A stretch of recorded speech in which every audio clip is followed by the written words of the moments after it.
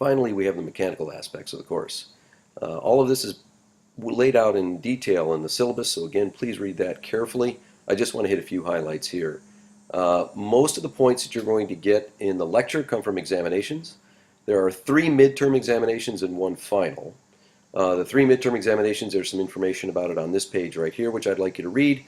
Again, there's more details in the actual written syllabus. But the 3 exams, each one is going to be 100 points. The dates are listed on the syllabus. Those dates will not change. Those will be the exact dates of when the exams are going to occur. Each one, as I said, is 100 points, but the lowest of them is dropped. So there are no makeup examinations because of that policy. If for some reason you miss an exam, whether it's excused or unexcused, that exam then becomes the exam that you drop. 2 of them, however, must be scored, so you can't miss more than 1 exam. Again, read through the details. It'll give you more information about the policies of the exam. The final exam is going to be worth 200 points, and this one is required by everyone, so you have to take it. The date is given to you on your syllabus. Time is also given to you on the syllabus. It is essentially the same format as the other exams. The other exams are going to have multiple choice questions. They will also have some questions that are free response types of things, short answer, paragraphs, some computations and things like this. The final exam is exactly the same, except it's approximately twice as long, and you'll have 2 hours to do that. So again, the policies for that are also written up in detail on this page and on the syllabus. During the semester, you will be doing a research report. You'll be delivering that report orally in lab, and that will be the very last day of lab. So your lab instructor will give you more details about the report. Each report is worth 70 points when you give it, and there's an associated project that's worth 30 points, and so in total the lab report is 100 points, the same as an exam. The laboratory is also going to accumulate points for you. Each laboratory has either 20 or 40 points associated with it. That is a significant fraction of the grade, so the laboratory actually is very important to work on carefully. You're going to learn an enormous amount in the labs, and it's approximately 37 to 38% of the total grade is coming from the laboratory. All of the points that you accumulate in lecture and lab are going to be combined into your final grade. So in this class, you get 1 grade that represents your performance in both the lecture and the laboratory. So here's the breakdown.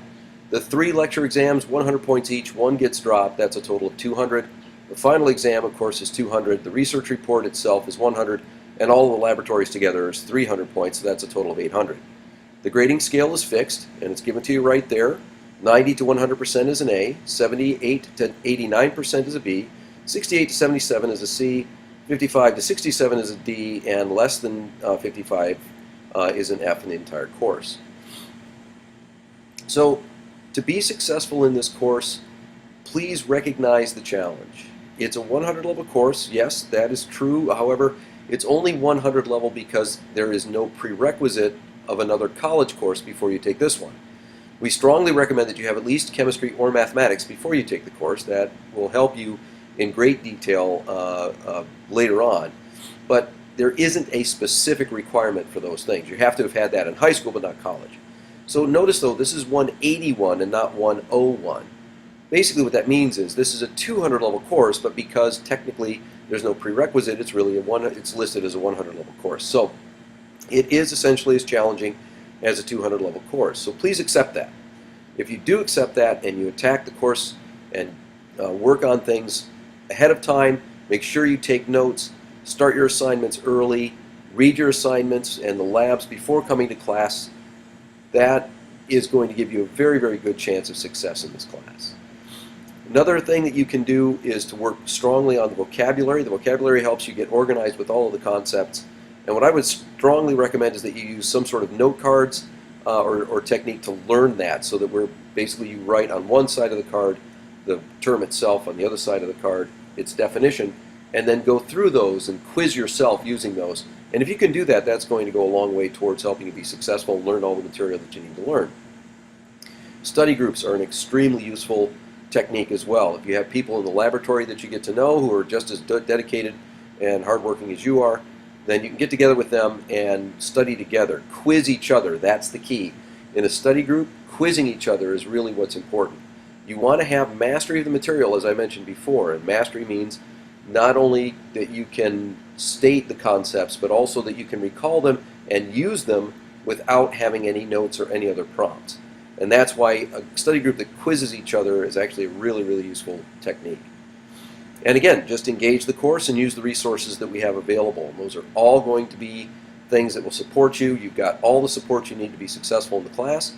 It's just a matter of making sure that you attack the assignments, make sure you get on them as quickly as possible, make sure you engage in the course, in the lectures, in the laboratory, and learn as much as you can. This is a challenging course, but it's also an extremely useful one.